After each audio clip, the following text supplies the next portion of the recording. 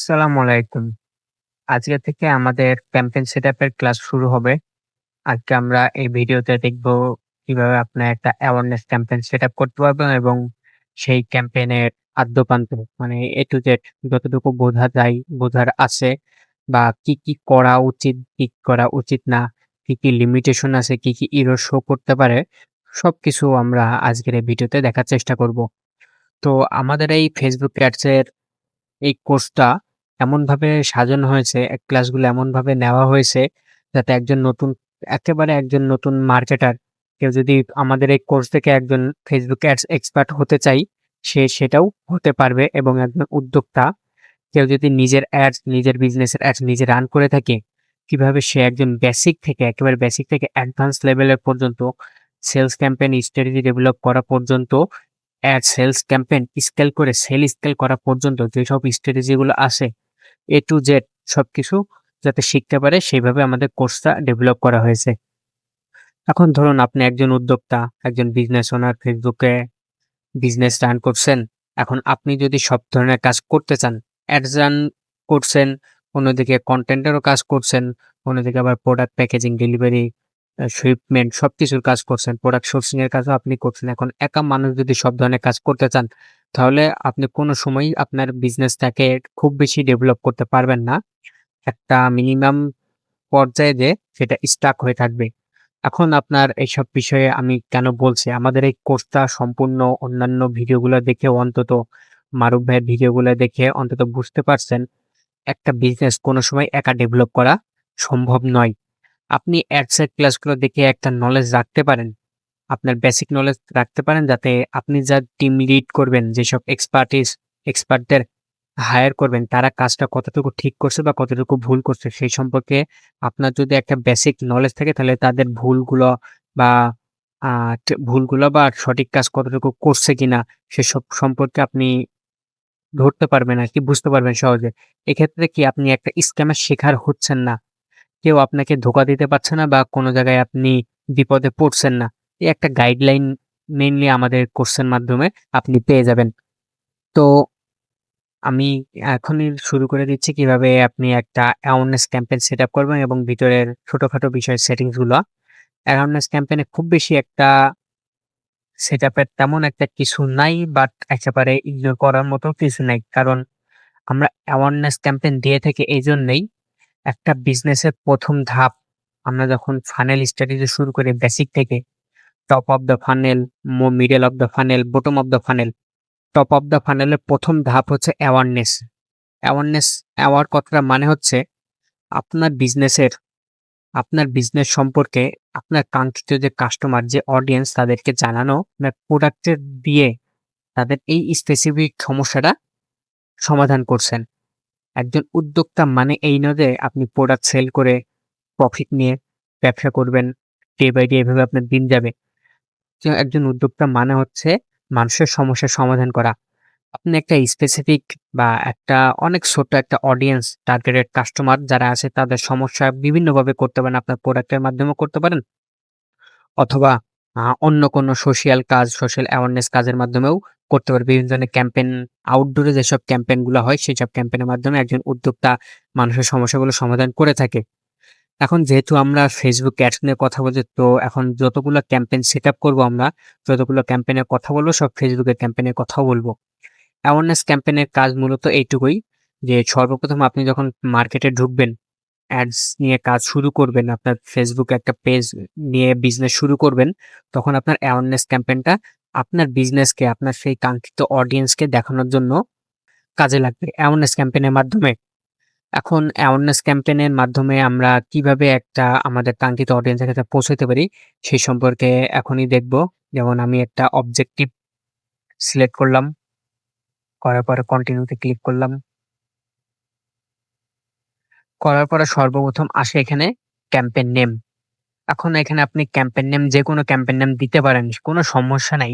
শুধু মনে রাখবেন আপনি যে ক্যাম্পেইনটা রান করছেন, কবে রান করছেন বা কিসের জন্য রান করছেন সেই অনুযায়ী একটা নাম দিয়ে দিবেন। এতে কোনো ইরর বা অন্য কোনো সমস্যা, কোনো ধরনের সমস্যা হয় না। আপনি এই অবস্থায়ও রেখে দিতে পারেন। তো আমি এই অবস্থায় রেখে দিলাম। অথবা আপনি যখন ক্যাম্পেইন রান করবেন তখন পাশে একটা ডেট দিয়ে দিবেন যাতে পরবর্তীতে আপনার বুঝতে সুবিধা হয় আপনি এই ডেটে এই ক্যাম্পেইনটা রান করেছিলেন।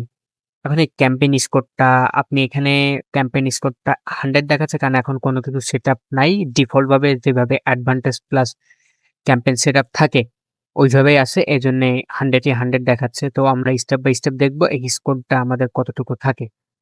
আমরা স্কোরের দিকে ফোকাস দিব না। স্কোর যে ১০০ য় রাখা রাখবে, 100 এ রাখা লাগবে এর কোনো মানে রুলস নাই। আপনি এর কম বেশি হলেও হতে পারে। তো তাতে কোনো প্রবলেম হবে না। তো ক্যাম্পেইন নামের পরে আছে ক্যাম্পেইন ডিটেইলস। আমাদের এই ক্যাম্পেইনটা কি হবে মানে কোন টাইপের ক্যাম্পেইন? সর্বপ্রথম আসি বাইং টাইপ মানে কাস্টমারের বাইং ক্যাপাসিটি কেমন বা সরি বা কাস্টমারের বাইং ক্যাপাসিটি না। মানে আমি কোন টাইপের কাস্টমারের কাছে যেতে চাচ্ছি বা আমার ক্যাম্পেইনের কস্টিংটা কেমন হওয়া উচিত? অকশন। অকশন হচ্ছে একটা real time cost effective bidding.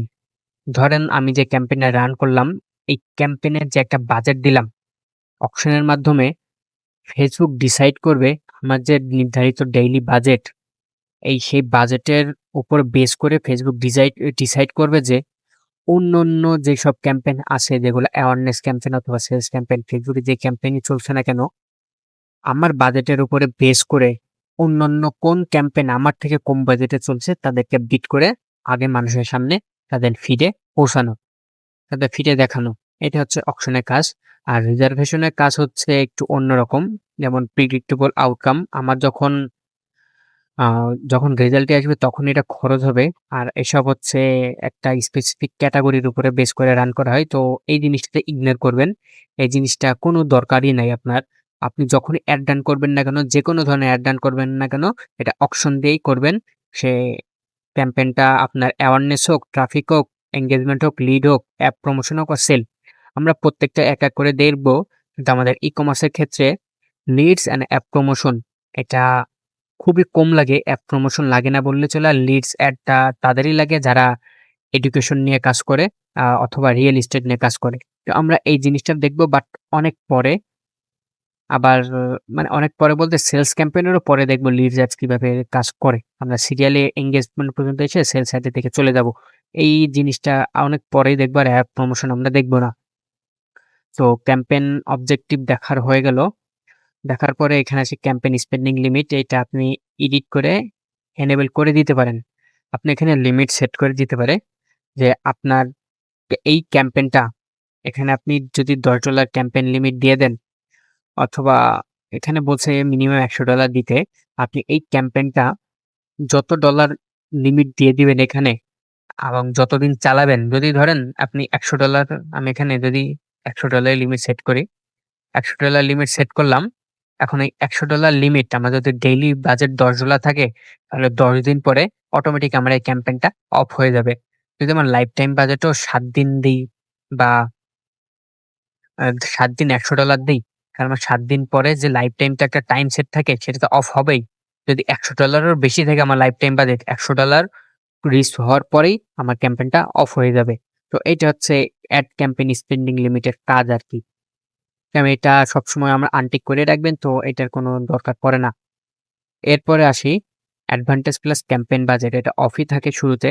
এটা যখন অফ থাকে তখন আপনার বাজেটটা অ্যাড সেটে এনেবল থাকে। যে আমি অ্যাড সেটে যেয়ে দেখি এখনই। একটু নিচে নামি। এখানে এই যে বাজেটটা অ্যাড সেটে যেয়ে অন থাকে।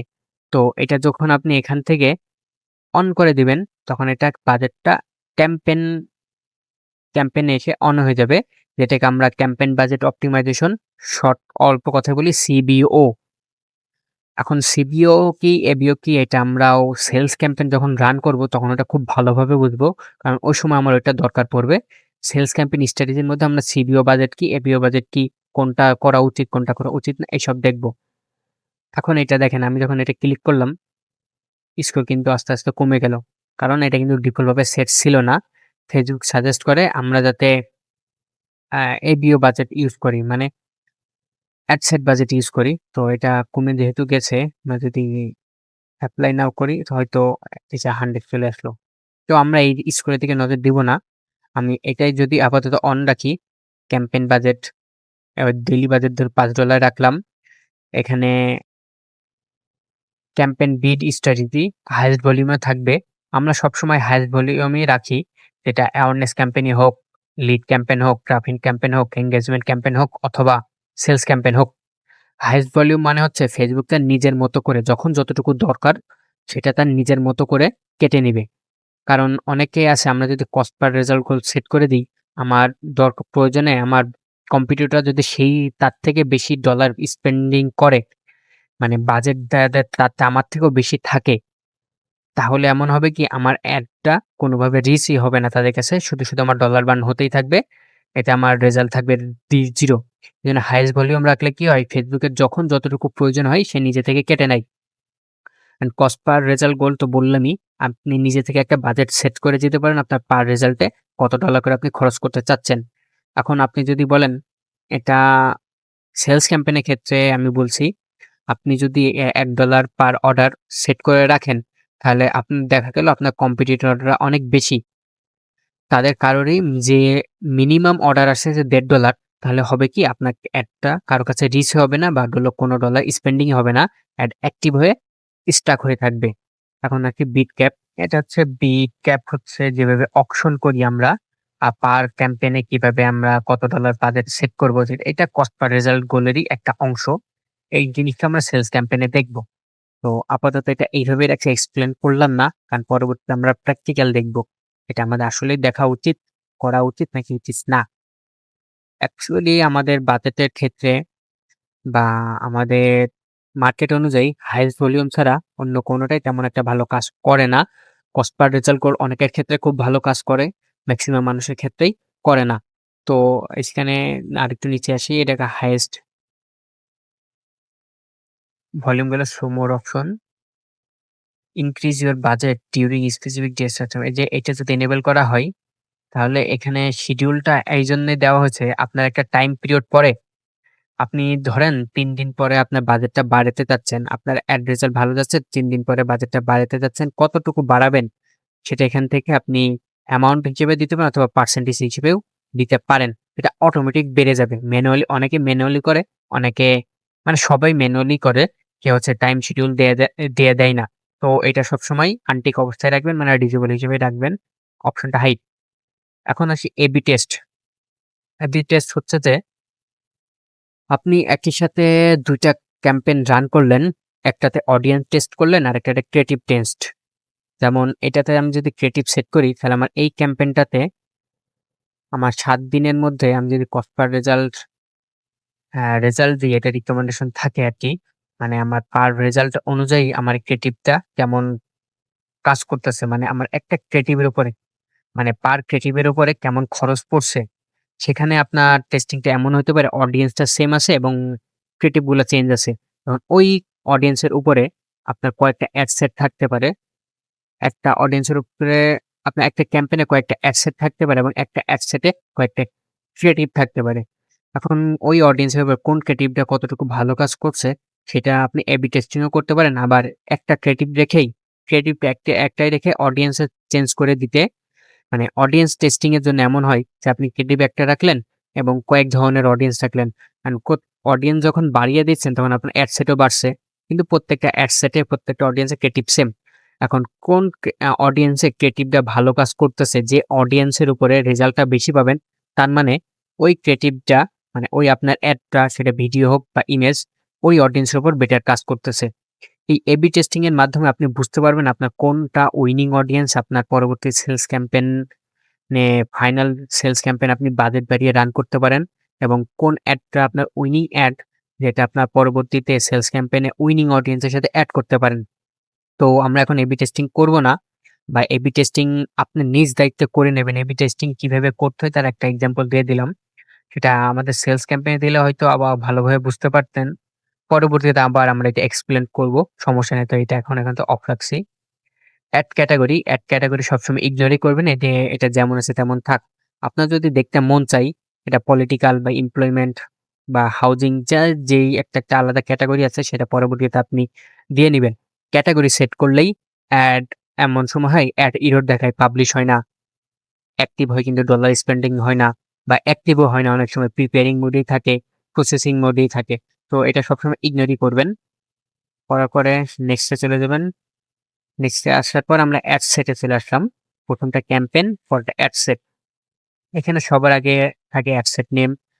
আপনি যেটা খুশি ওটা দিতে পারেন। এরপরে আসি সবচেয়ে ইম্পর্টেন্ট জিনিস যেটা অ্যাওয়ারনেস মানে পারফরম্যান্স গোল। আমি কি চাচ্ছি? অ্যাওয়ারনেস এ যখন আমি অ্যাডটা রান করলাম, সেটা আমি কি রিচ চাচ্ছি? আমার নিডটা কি? আমার কি রিচ দরকার? নাকি আমার ইমপ্রেশন দরকার? নাকি আমার এমন ধরনের অডিয়েন্স দরকার যারা আমাকে মনে রাখবে? ম্যাক্সিমাইজ রিচ অফ অ্যাড এটা যদি আমি সেট করি, তাহলে আমার অ্যাডটা ওই ধরনের মানুষের কাছে নিয়ে যাবে যারা নতুন, যেমন ধরেন আমি যে টার্গেটেড অডিয়েন্সটা সেট করব, সেই টাইপের নতুন মানুষের কাছে নিয়ে যাবে।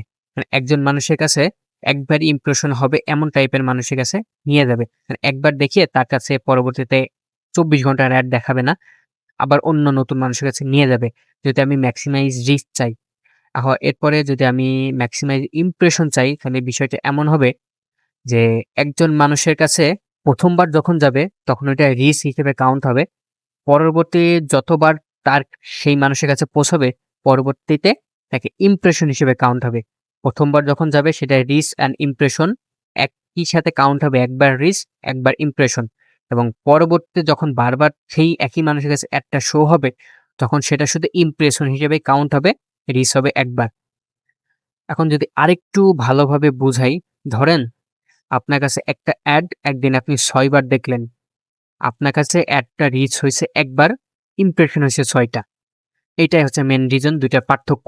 এবং ফ্রিকোয়েন্সি ক্যাপও এইভাবে হিসাব হয়। ইমপ্রেশন ভাগ রিচ।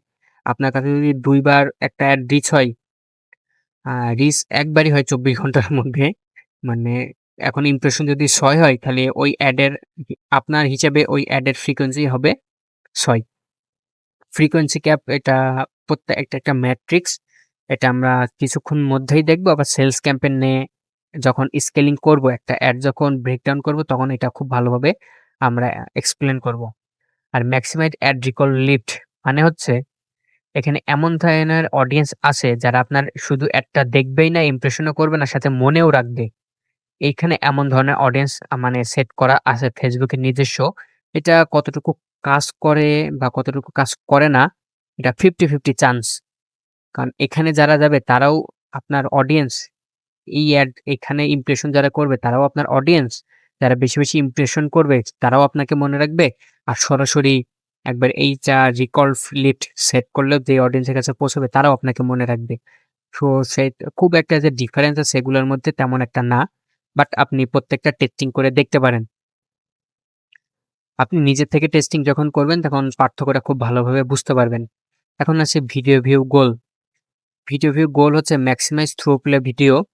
যদি এটা আমি সেট করে দিই আমার পারফরম্যান্স গোল হিসাবে, তাহলে আমার অ্যাডটা এমন মানুষের কাছে পৌঁছাবে। এটা শুধু ভিডিওর ক্ষেত্রে, এই ২ টা প্রযোজ্য, ইমেজের ক্ষেত্রে না। তাহলে আমার অ্যাডটা এমন মানুষের কাছে পৌঁছাবে যারা মিনিমাম ১৫ সেকেন্ড ভিডিও দেখে। যাদের কাছে অ্যাড পৌঁছালে মিনিমাম ১৫ সেকেন্ড ভিডিও দেখে, ফেসবুক আমার তাদের কাছে নিয়ে পৌঁছাবে। এখন ধরেন আপনার একটা ভালো অ্যাড রান করলেন যেখানে হুকটা খুবই ভালো, রিলেভেন্ট অডিয়েন্সের ক্ষেত্রে এবং অডিয়েন্সে খাবে। এখন সেই হুকটা যারা দেখবে, হুক তো মিনিমাম ১ম ৩ সেকেন্ডের যারা ইমপ্রেশন দেখছে বা রিচ হচ্ছে দেখছে সেই হিসাব করে ভালো হয়। এখন যারা ১৫ সেকেন্ডে আপনার অ্যাডটা দেখবেই, তাদের কাছে যখন আপনি অ্যাডটা পৌঁছাবেন আপনার রিলেভেন্ট অডিয়েন্সের কাছে, তখন আপনার ওই ভিডিওর হুক রেটটা অনেক বেশি থাকবে। এটা স্বাভাবিক। কারণ এক্ষেত্রেও আপনি একটা ভালো অডিয়েন্স বের করতে পারেন এবং হুকটা যদি আপনি এমন দেন যেটা মানুষের সাবকনসিয়াস মাইন্ডকে, যেমন অবচেতন মাইন্ডকে হিট করবে কনটেন্টের মধ্যে। সেটা মানুষ এমন একটা কথা বললেন যেটা আমরা সচরাচর ডেইলি ইউজ করে থাকি বাট খেয়াল করি না। আপনি এমন একটা কথা বললেন যেটা তার ব্রেইনকে হিট করলো, হ্যাঁ, এই কাজটা তো আমি করি। এই টাইপের মানুষের কাছে যখন এই থ্রো কিলো ভিউজ এর মাধ্যমে অ্যাড রান করবেন, তখন সেইসব মানুষ সেক্ষেত্রে আপনার ভিডিওর হুকটাও ভালো থাকবে এবং আপনাকে মনেও রাখবে, আপনার ব্র্যান্ডটাকে মনে রাখবে, আপনার অ্যাওয়ারনেস ক্যাম্পেইনটাও সাকসেস হবে। পরবর্তীতে যে গোলটা maximize 2 second continuous video plays. এটা যদি আপনি সেট করেন তাহলে আপনার ২ সেকেন্ড ভিডিও দেখবে এমন বা তারও একটু বেশি ভিডিও দেখবে এমন অডিয়েন্সের কাছে ফেসবুক নিয়ে যাবে। এটাও থ্রো প্লের মতনই কাজ করে। তো আমরা এখন আপাতত ম্যাক্সিমাইজ রিচ অফ অ্যাডস এটা সেট করেই চলে যাই। এরপরে আসে আপনার ফেসবুক পেজ। আপনার নিজস্ব যে পেজ আছে, যে পেজ আপনি অ্যাড রান করতে চান সেটা সিলেক্ট করবেন। আমরা ব্র্যান্ড মাস্টার দুনিয়া সেট করলাম। সাথে আপনার প্লাস চিহ্ন দিয়ে জায়গায় পেজ নেম বা ক্যাটাগরি বা অ্যাড প্রোফাইল একটা নতুন বা পেজ ক্রিয়েটও করে ফেলতে পারেন। তো আমি বলব এই জিনিসটাকে ইগনোর করবেন। সরাসরি এখান থেকে পেজটা এড করে নিবেন। যেহেতু আমরা হাইয়েস্ট ভলিউম আমাদের বিট স্টাডি সেট করেছি, সেহেতু এজন্য কস্ট পার রেজাল্ট করলে এটা অফই থাকবে। তো এটা অফ রাখাটা বেস্ট। এখন আসি ফ্রিকোয়েন্সি কন্ট্রোল। কিছুক্ষণ আগে যেটা বললাম, আপনার কাছে যদি একটা অ্যাড একবার পৌঁছায়, প্রথমবার যখন পৌঁছাবে সেটাই রিচ হিসেবে কাউন্ট হবে এবং এর পরবর্তীতে যতবার ২৪ ঘন্টার মধ্যে আপনার অ্যাডটা আপনার কাছে পৌঁছাবে, বাকিগুলা ইমপ্রেশন হিসেবে কাউন্ট হবে। ২৪ ঘন্টা পরে যখন আবার ওই সেম অ্যাডটা আপনার কাছে পৌঁছাবে, প্রথমবার রিচ হিসেবে কাউন্ট হয় এবং ওই ২৪ ঘন্টার ওই সময়ের মধ্যে ২৪ ঘন্টার মধ্যে যতবার আপনার কাছে দেখাবে শুধু ইমপ্রেশন হিসেবে কাউন্ট হবে।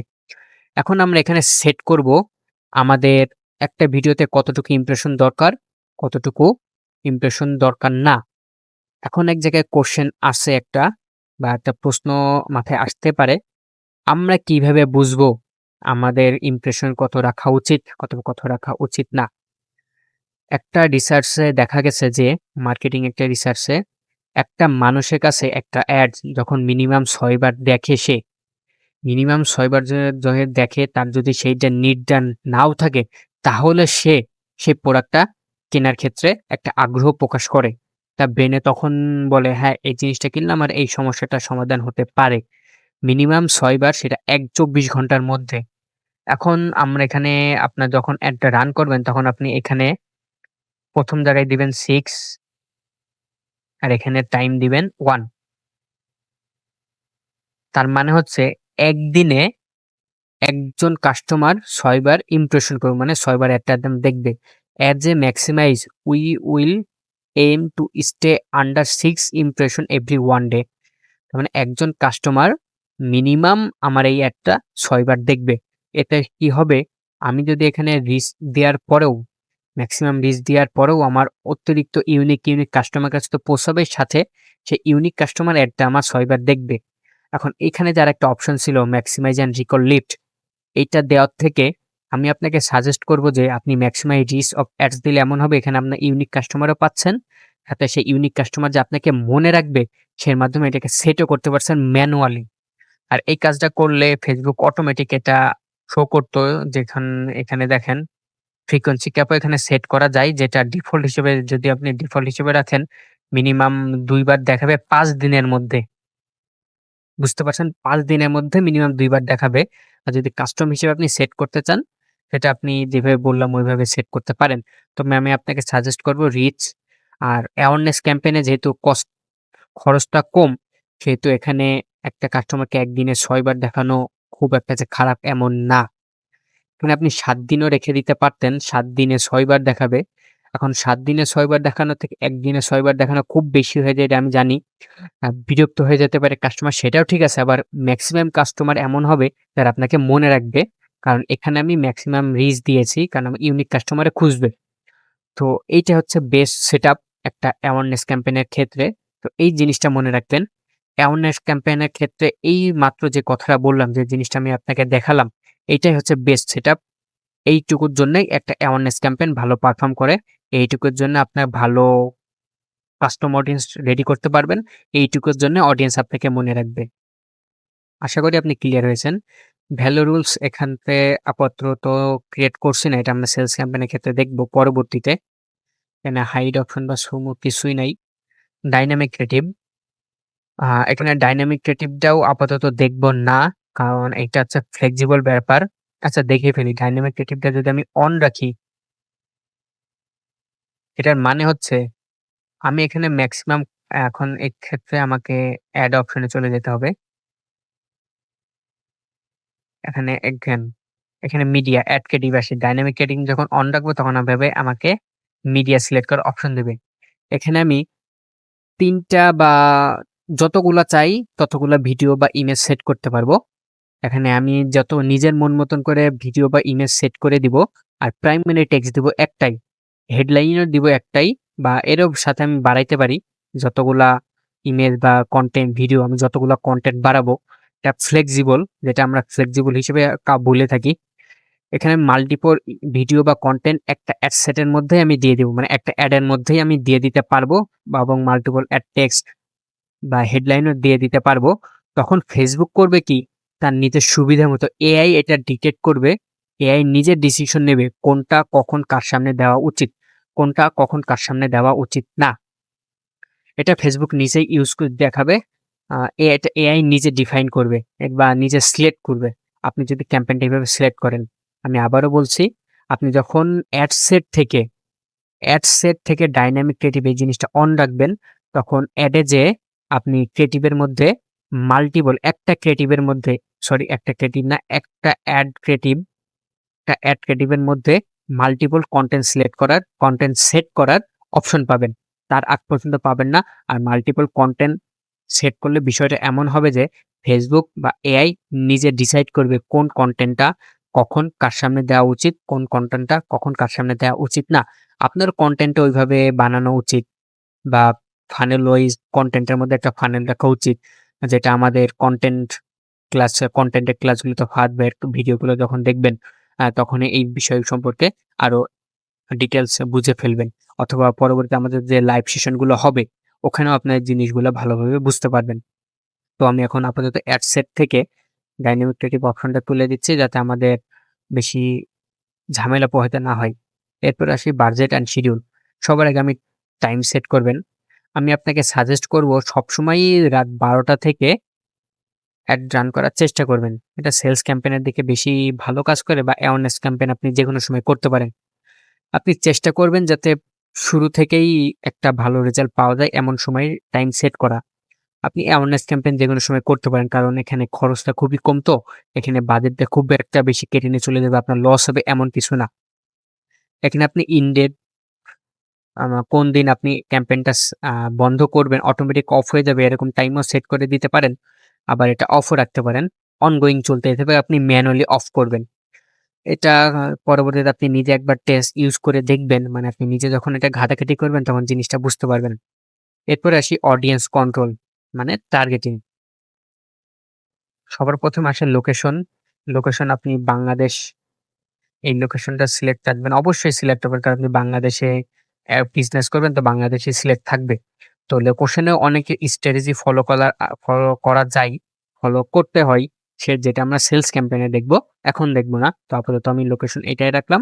আপাতত আবার আপনি চাইলে কোন একটা ডিস্ট্রিক্ট বা ডিভিশনের এরিয়া সিলেক্ট করেও দিতে পারেন। সেটা আপনি নিজের চাইলেও যেটা দিতে চান ওইটা এখান থেকে দিতে পারবেন। সেটা আপনি নিজে একবার করে দেখতে পারেন। তো আসি এখানে মিনিমাম এজ। আমার মিনিমাম কত এজের কাছে আমি অ্যাডটা দেখাতে চাচ্ছি। এখানে আমি 18 নিচে পারবেন না। এখন যদি আপনি এখানে 25 সিলেক্ট করে দেন, এখানে 25 সিলেক্ট করে দিলে হবে কি? আপনি আরেকটু নিচে এসে যখন আসবেন অ্যাডভান্টেজ প্লাস অডিয়েন্স অপশনে, তখন এখানে অডিয়েন্স সাজেশন অপশনাল যে অপশনটা আছে এখানে যখন আসবে, তখন দেখবেন এখানে মিনিমাম এজ শুরুতেই এডিটে শুরু থেকেই 25 থাকবে, এর উপরে থাকবে না। এরপরে মিনিমাম এজ এখান থেকে যখন 18 করে দিবেন, তখন দেখেন এখানে মিনিমাম এজ 18 তে চলে আসে, এর নিচে নাই। এটা অ্যাডভান্টেজ প্লাস অডিয়েন্স একটা অপশন, যেখানে আগে এইটা দেখার পরে আমরা সুইচ টু অরিজিনাল অডিয়েন্স অপশনে চলে যাব। অ্যাডভান্টেজ প্লাস অডিয়েন্সের এটা মানে পার্থক্যটা হচ্ছে যে এখানে ফেসবুক নিজেই হচ্ছে অডিয়েন্স সাজেশন করবে প্লাস যে অডিয়েন্স গুলো আপনি দিবেন সেই যে অডিয়েন্স গুলো আপনি দিবেন ওই টাইপের অডিয়েন্সের বাহিরেও অন্য অডিয়েন্সের কাছে ফেসবুক নিজে নিয়ে যাবে। এখানে অডিয়েন্স যেগুলো আমরা সিলেক্ট করি ওটা আপনার পুরোপুরি টার্গেটেড কাস্টমার এমন না। কারণ ওখানে সাজেশন অপশন লেখা থাকে। আপনি যে কাস্টমারকে টার্গেট করতে যাচ্ছেন সেই কাস্টমার একটা সাজেশন হিসেবে ওই কিওয়ার্ডটা ফেসবুকের কাছে আসে। এটা একটু পরে আমি দেখছি। আরেকটু উপরে উঠি। এখানে আছে এক্সক্লুড কাস্টম অডিয়েন্স। আপনার যদি কোনো কাস্টম অডিয়েন্স আগে থেকে থাকে, মানে যেই টাইপের অডিয়েন্সের কাছে আপনি অ্যাড দেখাতে চাচ্ছেন না, তাদেরকে এখানে ডিফাইন করে দিলেই তারা হচ্ছে এক্সক্লুড হয়ে যাবে। তাদের কাছে একটা যাবেন। এরপর ল্যাঙ্গুয়েজ যেখানে আপনি অল ল্যাঙ্গুয়েজে থাকে কেউ হাতটাই না বা কেউ চেঞ্জ করেন, আপনি এখানে বাংলা বা ইংলিশ সেট করে দিতে পারেন। আমি যদি এখানে বাংলা লিখি, সরি, বেঙ্গলি, এই যে জি, বেঙ্গলি, ঠিকই তাহলে যারা বাংলা ভাষা কথা বলে অথবা ফোনের মাধ্যমে কথা বলে বা বাংলা ভাষায় টাইপিং করে বা পোস্ট করে তাদের কাছেই শুধু অ্যাডটা দেখাবে। এর বাহিরেও অন্য ভাষার মানুষের কাছেও একটা দেখাই যারা ইংলিশে কথা বলে কিন্তু বাংলাদেশে থাকে তাদের কাছেও দেখাই। এটা খুব একটা কাজ করে বা কাজ করে না বললে ভুল হবে। এটা এমনই রাখো, ডিফল্ট ভাবে থাকাই বেটার। এখানে কাস্টম অডিয়েন্স, এখানে কাস্টম অডিয়েন্স যেটা ঠিক সেট করবেন, আপনার কোনো কাস্টম অডিয়েন্স থাকে যাদেরকে আপনি অ্যাড দেখাতে চাচ্ছেন, সেটা এখানে সেট করতে পারেন। বিষয়টা হচ্ছে আপনার যদি আগের থেকে কোনো সেভ অডিয়েন্স করা থাকে, মানে সেভ অডিয়েন্স সিলেক্ট করা থাকে, সেটা এখান থেকে সরি সেভ অডিয়েন্স এখান থেকে দিতে পারবেন না। এখান থেকে লুকালাইক অডিয়েন্স এবং কাস্টম অডিয়েন্স দিতে পারবেন। সেভ অডিয়েন্সটা মেবি অরিজিনাল অডিয়েন্স এর মধ্যে থেকে দিতে পারবেন। তা যদি আপনার সেভ অডিয়েন্স আগে থেকে সেট থাকে, তখন হয়তো আপনি এখান থেকে সেভ অডিয়েন্সটা সিলেক্ট করতে পারতেন। ক্রিয়েট এ নিউ থেকে সেভ অডিয়েন্স একটা সিলেক্ট করতে পারতেন। তো আপাতত সেভ অডিয়েন্সটা কি, পরবর্তীতে আমরা যখন অডিয়েন্স সেগমেন্টেশন ক্লাসটা করব, তখন আমরা জিনিসটা দেখব। বা অডিয়েন্স সেটআপ যখন করব বা অডিয়েন্স ওভারল্যাপিং এর ব্যাপারটা যখন দেখব, তখন আমরা সেভ অডিয়েন্স একটা নিজেরা ক্রিয়েট করব এবং পরবর্তীতে সেই অনুযায়ী আমরা আ সেভ অডিয়েন্স কি ক্যাম্পেইন সেটআপ করা উচিত বা উচিত না, মানে সেই A to Z প্রত্যেকটা জিনিসই দেখব আরকি। তো আপাতত আসি এই ২ টা জিনিসের পার্থক্য আরেকবার বলি। এক্সক্লুড মানে যাদেরকে আপনি অডিয়েন্স মানে অ্যাডটা দেখাতে চাচ্ছেন না, যাদের প্রকারটা আপনি রিচ হতে চাচ্ছেন না। আর কাস্টম অডিয়েন্স মানে হচ্ছে তারাই যাদেরকে আপনি অডিয়েন্স মানে অ্যাডটা দেখাতে চাচ্ছেন। এরপরে আসি, আপনার মিনিমাম যদি এজ আমি 18 থেকে 44 এমন একটা এজ সেট করলাম। এখানে জেন্ডার দিলাম ছেলে অথবা মেয়ে অথবা উভয়কে আমি সেট করলাম। এবং আমার টার্গেটেড কাস্টমার যদি দেই, যদি আমি একটা ক্লথিং ব্র্যান্ডের ক্ষেত্রে অ্যাড রান করি, সবার আগে আমি যাব সাজেশনে। এখানে আপনি ব্রাউজ করেও ইন্টারেস্ট, ডেমোগ্রাফি, বিহেভিয়ার এই ৩ টা জিনিসও দেখতে পারেন। এই ৩ টা জিনিস যদি এখন আমি এক্সপ্লেন করি, তাহলে বিষয়টি দাঁড়ায় হচ্ছে যে ডেমোগ্রাফিক মানে হচ্ছে আপনার বয়স কত, আপনি ম্যারিড কি আনম্যারিড, মানে একেবারে আপনার পার্সোনাল ডিটেইলস গুলো এখানে থাকে। আপনি কোন কলেজে পড়েন বা কোন ইউনিভার্সিটি পড়েন। আপনি ধরেন আপনি ঢাকা বিশ্ববিদ্যালয়ে পড়ছেন বা নর্থ সাউথ ইউনিভার্সিটিতে পড়ছেন। এখন এডুকেশন থেকে যে আমি এখান থেকে যদি আ North South University, sorry NORTH, এখন যদি আমি এখানে নর্থ বানানটা ভুল লিখছি।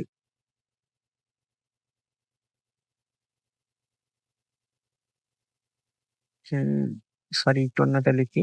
এখন এখান থেকে যেয়ে যদি আমি ঢাকা ইউনিভার্সিটি অথবা ঢাকা সিটি কলেজ দেখেন, এখন Dhaka polytechnic university, polytechnic institute, government Titumir college Dhaka. মানে এই যেটাই আপনি এই জায়গাতে সেট করে দেবেন না কেন, এটা আপনার ডেমোগ্রাফিক এর মধ্যেই পড়ে। কারণ এগুলো আপনার রিয়াল লাইফ অ্যাক্টিভিটি।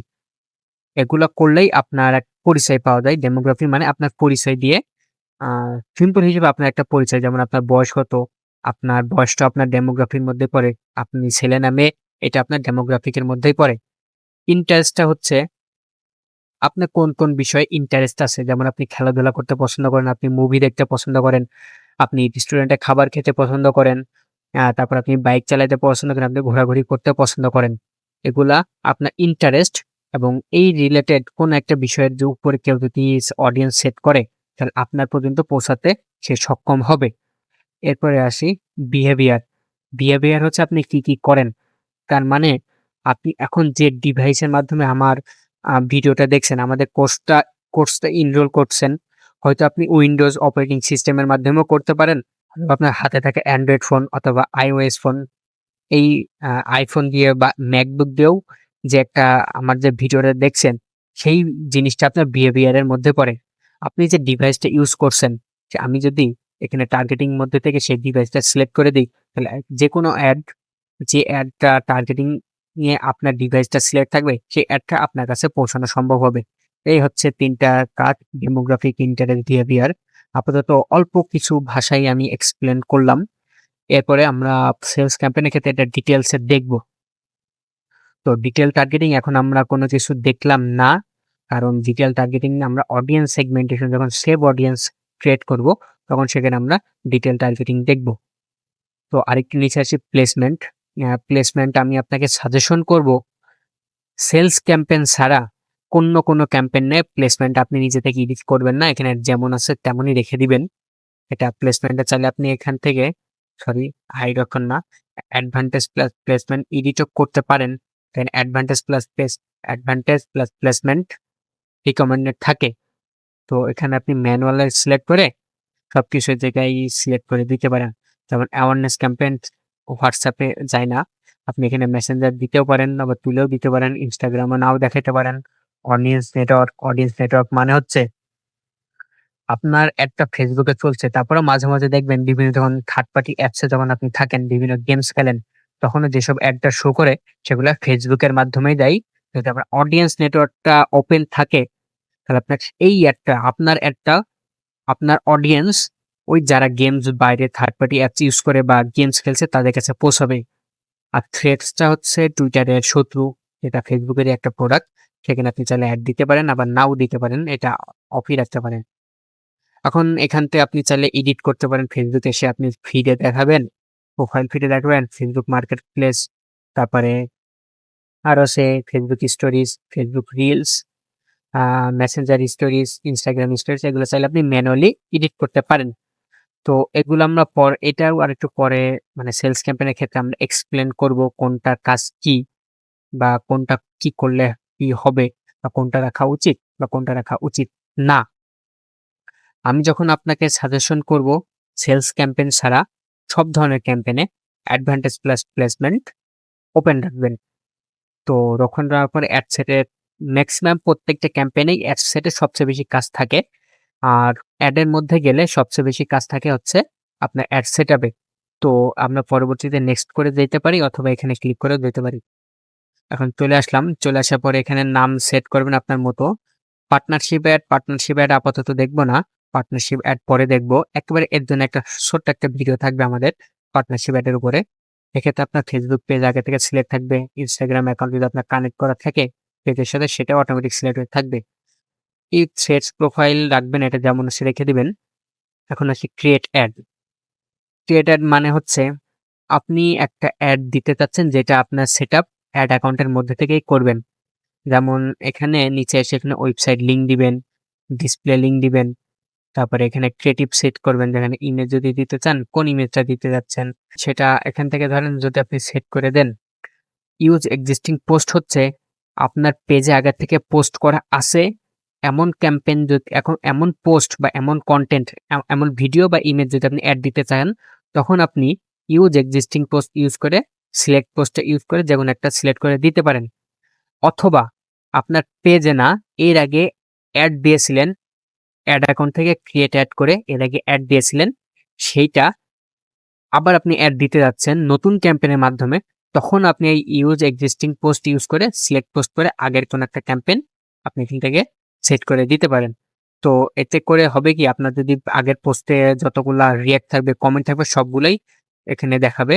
আর যেগুলা থাকবে না দেখালে হবে কি, আপনার যে অডিয়েন্সটা আছে, আগের যে অডিয়েন্সের কাছে অ্যাডটা শো করতো, সেই অডিয়েন্সের কাছে পুনরায় আবার অ্যাড শো করবে। এক্ষেত্রে কি অ্যাডের একটা রিলেভেন্সি থাকে আর কি। যদি আপনার কমেন্টগুলো ভালো থাকে তাহলে মানুষ সহজে ট্রাস্ট করে। আপনার এখান থেকে বাটনও চেঞ্জ করতে পারবেন, বা মেসেজও দিতে পারেন, বা নো বাটন, কোনো বাটন সরাইও দিতে পারেন। তো এখানে আমি রিমুভ বাটন যদি করে দিই, তাহলে অ্যাডে কোনো বাটন থাকবে না আর কি। অ্যাওয়ারনেস ক্যাম্পেইনে কোনো ধরনের বাটন নাও দেওয়াটাই ভালো, বাট আপনি চাইলে দিতে পারেন। আমি কি বলবো, লার্ন মোর বাটনটাই দেওয়াই ভালো। কারণ অ্যাওয়ারনেসের ক্ষেত্রে আপনি জাস্ট জানাচ্ছেন আপনার বিজনেস সম্পর্কে বা আপনার একটা প্রোডাক্ট সম্পর্কে। এজন্য মানুষকে লার্ন মোর রাখলেই অ্যাওয়ারনেস এর ক্ষেত্রে বেটার। এক্ষেত্রে আপনার ওয়েবসাইট ইউআরএলটা দিয়ে দিলেন। যদি আমি যদি করি, আমাদের ব্র্যান্ড মাস্টারের ওয়েবসাইটটা এখানে যদি দিয়ে দিই, আপডেট পোস্ট, তখন দেখবেন এই ক্যাম্পেইন আপাতত প্রিভিউতে শো করছে না, বাট কোন এক জায়গায় শো করবে। এই যে লার্ন মোর, যখন স্টোরিজে যাবে তখন এবার লার্ন মোরটা থাকবে পাশে, আপনি অ্যাডের প্রিভিউ গুলো দেখবেন। ইনস্টাগ্রামের লার্ন মোর এভাবে থাকে। তবে শুরুতে এখানে ফেসবুক ফিড দেখাচ্ছে, বাট প্রপারলি দেখাচ্ছে না। যাই হোক, পরবর্তীতে অটোমেটিক দেখতে পারবেন আর কি। নিচে যেভাবে লার্ন মোড থাকে ওই রকমই দেখতে পারবেন। যদি আমি ক্রিয়েটর এর ক্ষেত্রে যাই, তখন এই যে যেমন এই যে এইভাবে লার্ন মোডটা দেখা যায় আর কি। এক্সিস্টিং পোস্ট দিলে ওইভাবে সাথে সাথে প্রিভিউটা ওরকম দেখা যায় না, বাট থাকে। আর ক্রিয়েটর দিলে সাথে সাথেই দেখা যায়।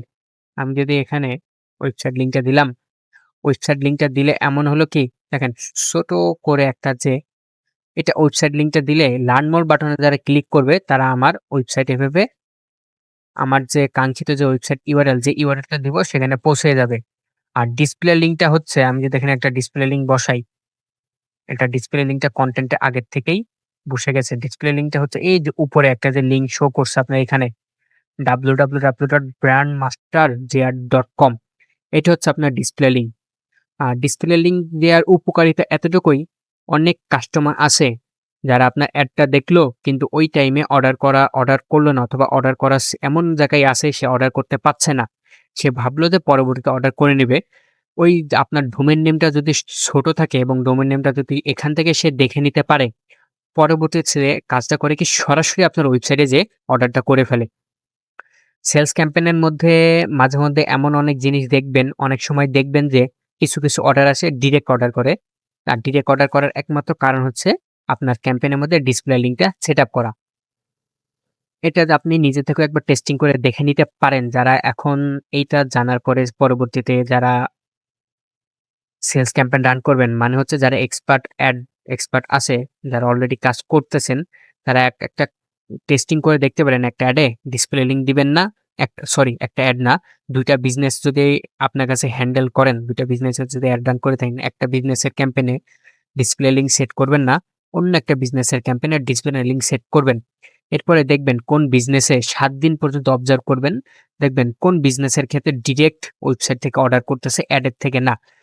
যদি দেখেন আপনার ওয়েবসাইট থেকে ডিরেক্ট অর্ডার করছে, কোনো অ্যাডের মাধ্যমে আসে না, তাহলে আপনি বুঝে নিবেন যে এই ডিসপ্লে লিঙ্কের কারণেই অর্ডারটা আসলো। এর বাহিরেও কাস্টমার আপনার পেজে ঢুকে পেজ থেকে আপনার ওয়েবসাইটের লিঙ্কটা নিয়ে অর্ডার করতে পারে।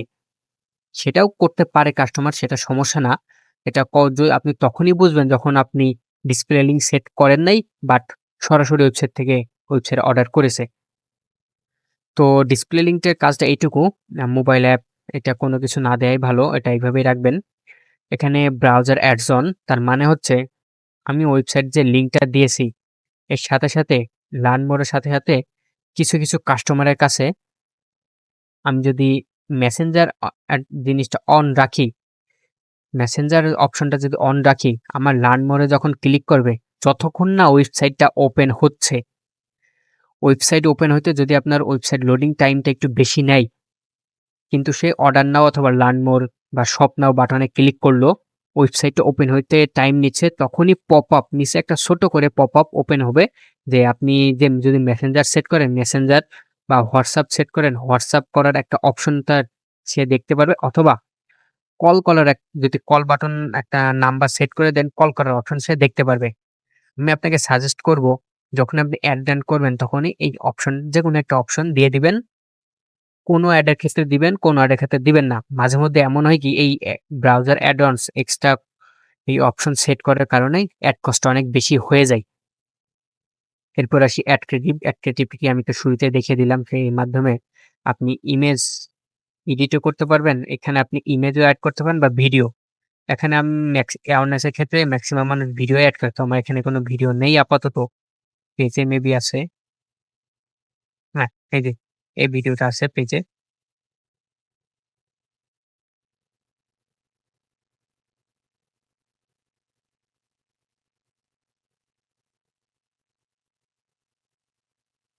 হুম।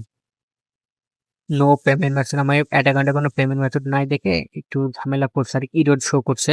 আমি অ্যাডটা পাবলিশ করতে পারব না। তো এখানে আপনি আপনার অ্যাড, ভিডিও বা ইমেজ সেট করার পরে প্রাইমারি টেক্সট সেট করবেন, মানে ক্যাপশন। ভিডিওর উপরে যখন আমি এখানে যদি কিছু লিখি, দেখেন উপরে এখানে সেট হয়ে গেল, তাই না?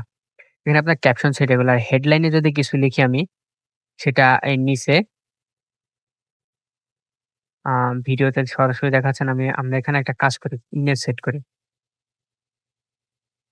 যে ইমেজটা ছিল এই যে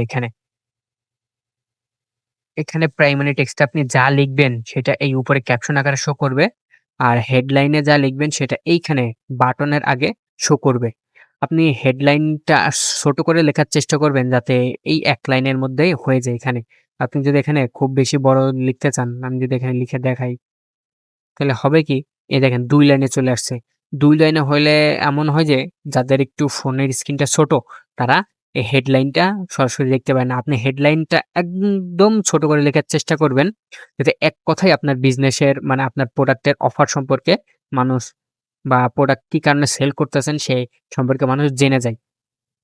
তো চাই এর পরবর্তীতে আপনি ডেসক্রিপশন কিছু একটা দিলেও দিতে পারে। ডেসক্রিপশনটা আপনার প্রোডাক্টের মানে হেডলাইনের একবার নিচেই থাকবে। এই যে দেখেন ডেসক্রিপশনটা খুবই সামান্য দেখা যায়। ১ম ১-২ শব্দ এমন কিছু রাখবেন যেটা হেডলাইনের নিচে মানুষ পড়ার সাথে, সাথে বুঝে ফেলে। তার এই জিনিসটা মানে আপনার এই প্রোডাক্টটা এই কাজের জন্য তার অনেক উপকারী। সে বিষয়গুলো আপনার ক্যাপশনেও লেখা থাকবে। এটাও শুরুতে ১ লাইন কি ২ লাইনের মধ্যে লিখে দিবেন। সর্বোচ্চ ৩ লাইন মেবি এমনি দেখা যায়। তারপরে সি মোর অপশন ওপেন হয়। তো আপনি চেষ্টা করবেন যে ৩ লাইনের মধ্যে এমন কিছু রাখতে যার মাধ্যমে Facebook মানে সরি কাস্টমার অটোমেটিক আপনার প্রোডাক্ট কেনার ক্ষেত্রে আ আগ্রহ দেখাবে। ক্রিয়েটিভ টেস্টিং এর কথা তো শুরুতেই বললাম। আ যেটা আপনার এখানে ৫ টার মতো মানে A/B টেস্টিং এর কথা সেটা শুরুতেই বললাম। এখানে অনেক কিছু আপনি টেস্টিং করতে পারবেন। ইভেন্ট ডিটেইলস অপশনাল মানে এটা পরবর্তীতে দেখব। ল্যাঙ্গুয়েজ এটা অফই রাখবেন। Website tracking. ওয়েবসাইট ট্র্যাকিং আপনার যে পিক্সেলটা আছে এখানটা আপনি এখানে সেট করেও দিতে পারেন। কারণ আপনার সেট তো করে দিতে হবেই। দিতে পারেন কি? করে দিতে হবেই। এই ইভেন্টটা যখন আপনি সেট করবেন, আপনার অ্যাড এর মাধ্যমে যে অ্যাক্টিভিটি গুলো মানুষ করবে যদি কেউ অর্ডার করে, জাস্ট এখানে সেট করার কারণে অপশনটা এনেবল করার কারণেই আপনি ক্যাম্পেইনের সেই রেজাল্টটা দেখতে পারবেন। আর অফলাইন ইভেন্টস হচ্ছে এইটাই, দেখা গেল ৭ দিনের মধ্যে কেউ একজন আপনার অ্যাডে ১ম দিন ঢুকলো, পরবর্তী ৭ দিনের মধ্যে যেয়ে আপনার ওয়েবসাইট থেকে অ্যাড আর না দেখে সরাসরি ওয়েবসাইট থেকে যে অর্ডার করলো, কিন্তু আপনার অ্যাড অফ কিন্তু ওয়েবসাইটে যে অর্ডার করলো, অ্যাড যখন অন ছিল তখন সে অ্যাডের মাধ্যমে একবার ওয়েবসাইটে প্রবেশ করেছিল। সে অ্যাড অফ হয়ে যাওয়ার পরেও যদি সেই কাস্টমারটা ওয়েবসাইটে যে আপনার অর্ডার করে, অফলাইন ইভেন্ট যে ক্যাম্পেইনে ওপেন রাখবেন, সেই অর্ডারটা ওই ক্যাম্পেইনে শো করবে। এই ক্রেডিটটা Facebook নেয়। এমনও আছে যে অ্যাট্রিবিউশন সেটিংস আমার ৭ দিন দেওয়া, তারপরও যে ৭ দিনের পরে ৮ দিনের দিনেও যদি কেউ অর্ডার করে ৮ দিন কি ৯ দিন সেই ক্রেডিটটাও Facebook নিয়ে নেয়। ইউআরএল প্যারামিটার ব্যাপারে আমরা পরবর্তীতে বলব। এটা সেট করলে এমন হবে যে Facebook এ ধরেন আপনার একটা ক্যাম্পেইনে একটারও বেশি অ্যাড সেট দেওয়া আছে। ২ টা কি ৩ টা অ্যাড সেট দেওয়া আছে কিন্তু ক্যাম্পেইন আছে একটাই। আপনার ক্যাম্পেইন রান হচ্ছে বা একটার উপরে বেশি ক্যাম্পেইন দেওয়া আছে, ২ টা থেকে ৩ টা ক্যাম্পেইন রান হচ্ছে। সবগুলো থেকে অর্ডার আসছে, কোনটা থেকে বেশি, কোনটা থেকে কম। কিন্তু অর্ডার আসার পরেও কোন ক্যাম্পেইন থেকে কোন অর্ডারগুলা কনফার্ম হচ্ছে, কোন অর্ডারগুলা কনফার্ম হচ্ছে না, কোনগুলা ডেলিভারি হচ্ছে, কোনগুলা রিটার্ন আসছে, সেটা আপনি একমাত্র এখানে ইউআরএল প্যারামিটার সেট করার মাধ্যমেই বুঝতে পারবেন। Facebook এর পিক্সেল সেট করার মাধ্যমে সঠিক ডাটা পাওয়ার মাধ্যমে বুঝতে পারবেন যে আপনার ক্যাম্পেইনে অর্ডার আসতেছে। কোন ক্যাম্পেইনে কয়টা অর্ডার আছে এটাতে দেখতে পারবেন। আর ইউআরএল প্যারামিটার সেট করার মাধ্যমে ওয়েবসাইটে দেখতে পারবেন যে কোন অর্ডারগুলো আপনার কনফার্ম হচ্ছে, কোন অর্ডারগুলো আপনার ক্যানসেল হচ্ছে, কোনটা ডেলিভারি হচ্ছে বা কোনটা পার্সিয়াল রিটার্ন হচ্ছে। এই জিনিসটা যদি এখনই আমি আপনাকে দেখিয়ে দেই, তাহলে আমাদের নিজেদের একজন ক্লায়েন্ট আইকনিক অ্যারোমা, এটা আমাদের রোগীয় সফটওয়্যার প্যানেল। এখানে যদি আমি অল সেলস এ চলে যাই, এই যে এখানে সোর্স, এখানে campaign source Facebook, placement Facebook mobile feed মানে কোন প্লেসমেন্ট থেকে অর্ডার আছে সেটাও দেখা যাচ্ছে। ক্যাম্পেইন নেম দেখা যাচ্ছে, অ্যাড নেম দেখা যাচ্ছে, অ্যাড সেট নেম দেখা যাচ্ছে। তো এইভাবে আপনি ডিফাইন করতে পারবেন যেমন এই অর্ডারটা এই ক্যাম্পেইন থেকে আসছে এটা ডেলিভার। এই অর্ডারটা অন্য ক্যাম্পেইন থেকে আসছে এটাও ডেলিভারি হয়েছে। এই অর্ডারটা অন্য আরেকটা ক্যাম্পেইন থেকে আসছে সেটাও ডেলিভারি হয়েছে।